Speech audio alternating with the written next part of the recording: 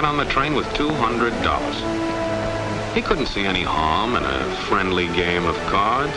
What if the other men were strangers? And take Joe Collins. He's got a nice wife at home. But he met this girl at the bar, and she looked, after the first couple of drinks.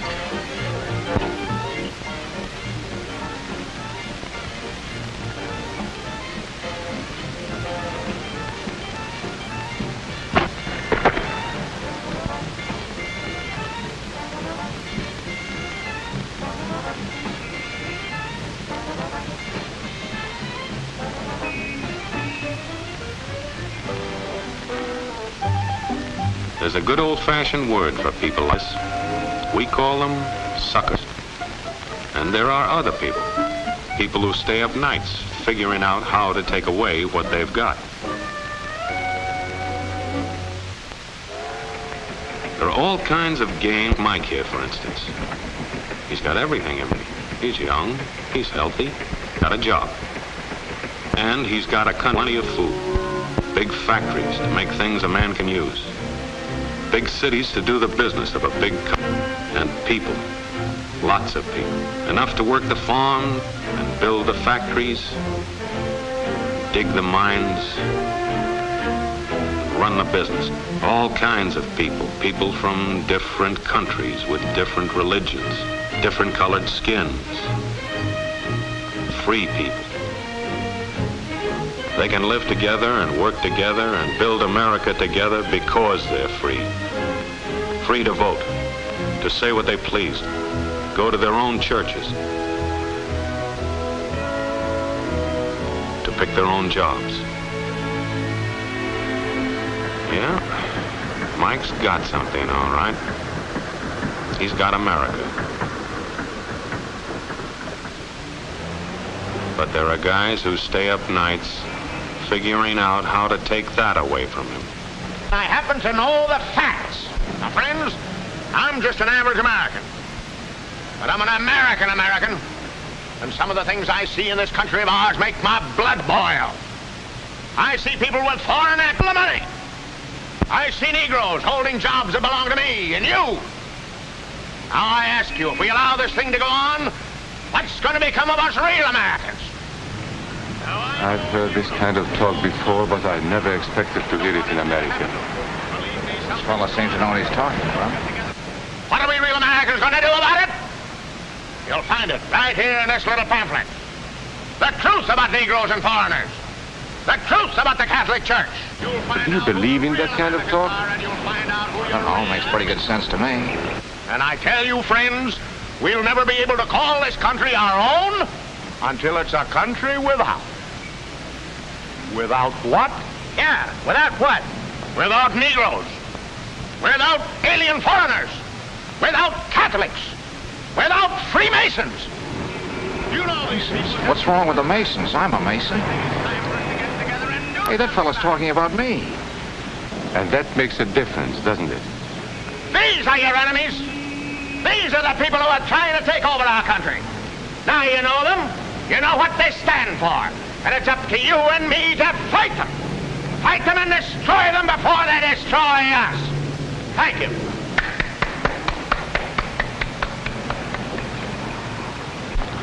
Before he said Masons, you were ready to agree with him.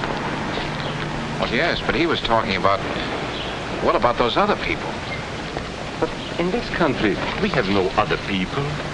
We are American people. What about you? You aren't American, are you? I was born in Hungary, but now I am an American citizen. And I have seen what this kind of talk can do.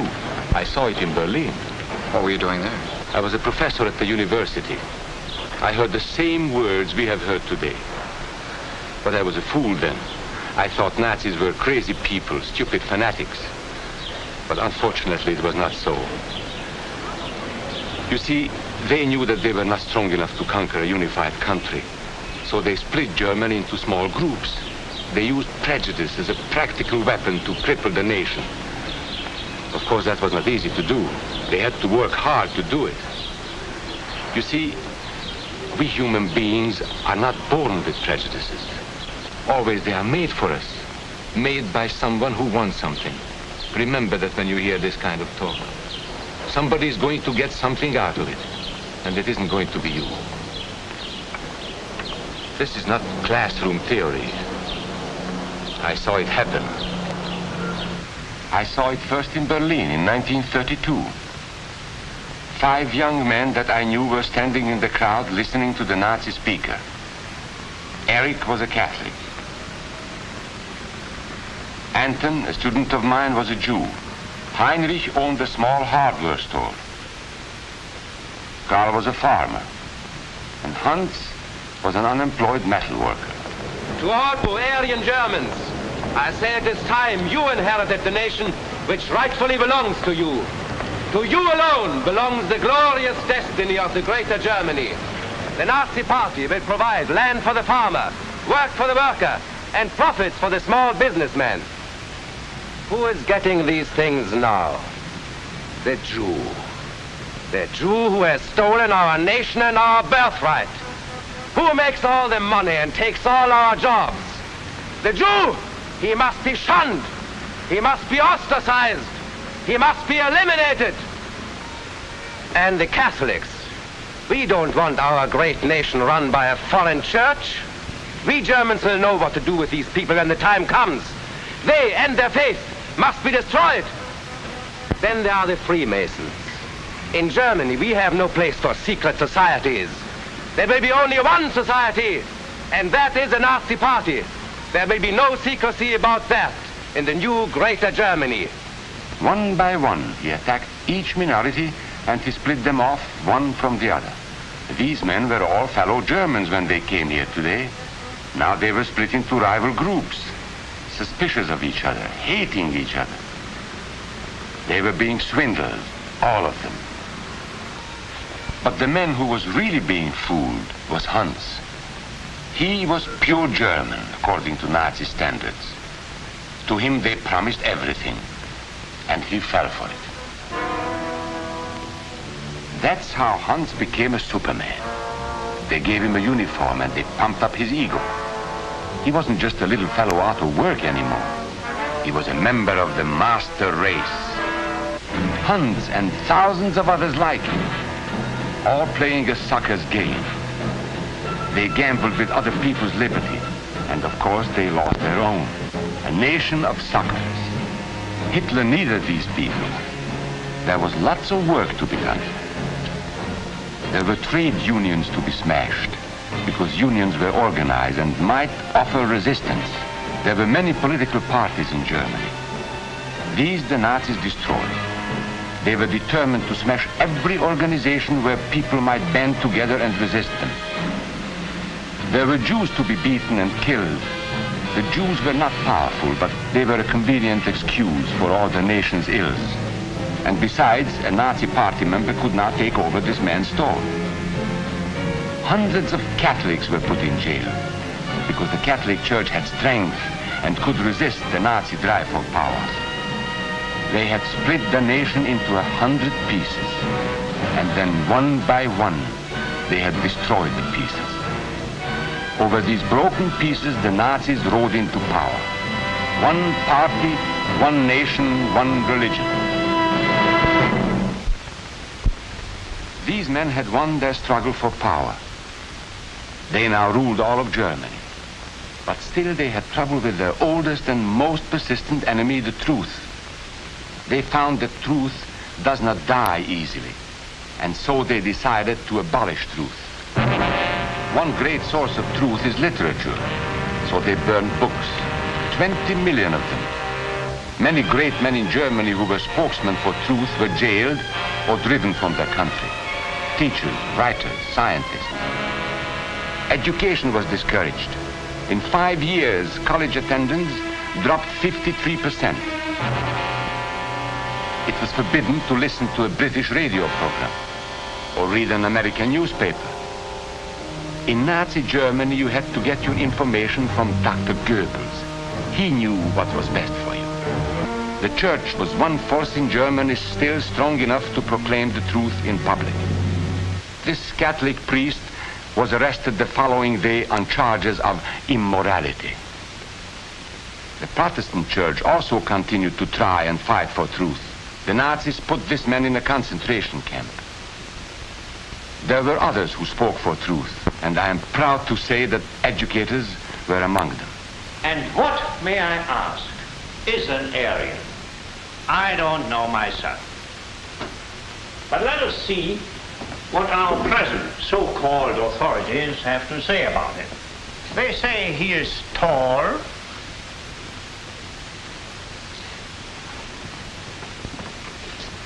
slender,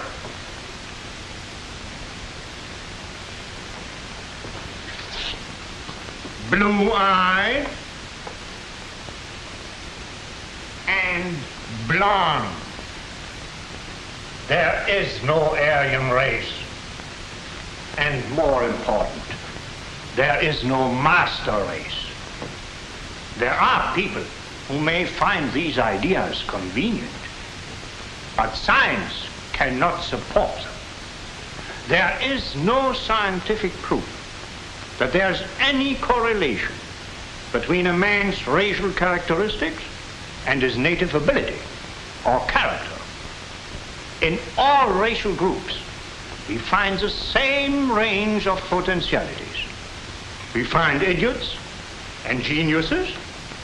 We find criminals and philanthropists.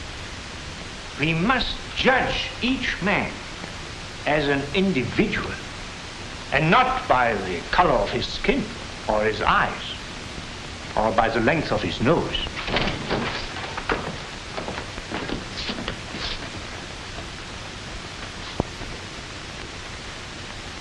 Come in, gentlemen. It's comfortable. And remember that there is no master race. That is a scientific truth. Anyone who tells you otherwise is lying.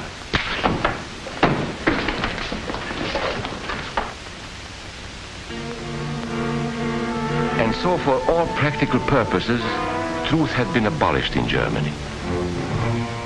A lot of my German friends wondered what had hit them. How did it happen? Where did it start? It started right here. And this was where it could have been stopped. If those people had stood together, if they had protected each other, they could have resisted the Nazi threat. Together they would have been strong.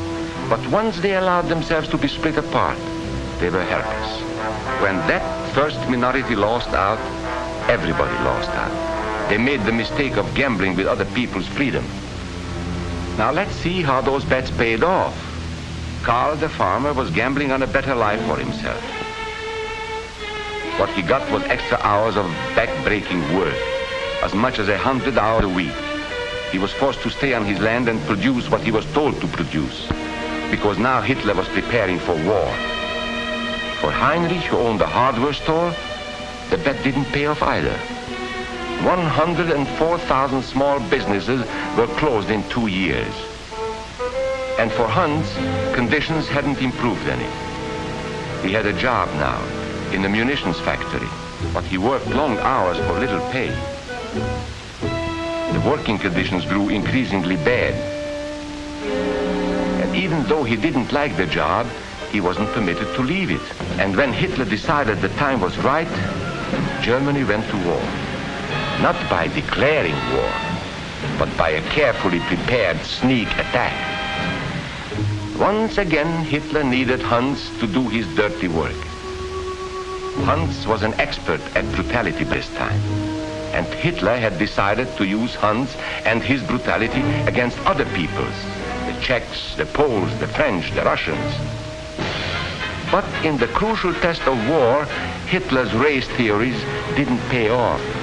His pure-blooded supermen were defeated by the mongrel armies he despised, by the British at El Alamein,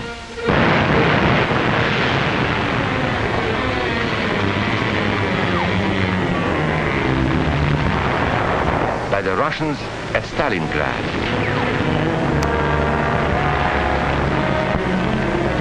then on D-Day by American soldiers of every color and religion, who smashed across the Normandy beaches and drove on through to the heart of Germany. For the misguided Germans who had swallowed the Nazi bait, the Nazi game did not pay off. The continent of Europe was strewn with millions of German bodies, pure Aryan bodies. Karl, the farmer, was left in the snow outside of Moscow.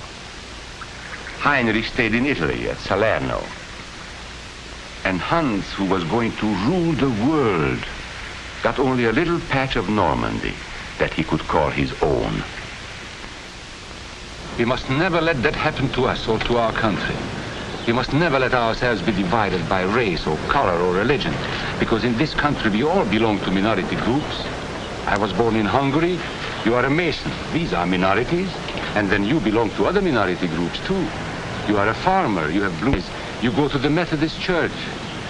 Your right to belong to these minorities is a precious thing. You have a right to be what you are and say what you think, because here we have personal freedom. We have liberty. And these are not just fancy words. This is a practical and priceless way of living. But we must work at it.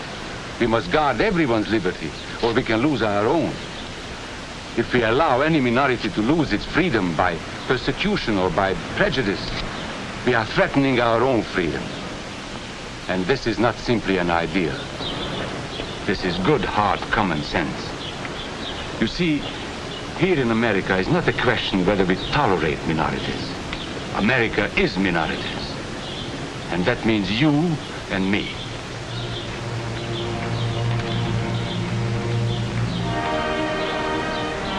So let's not be suckers.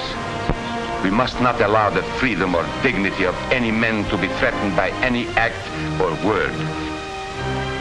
Let's be selfish about it. Let's forget about we and they.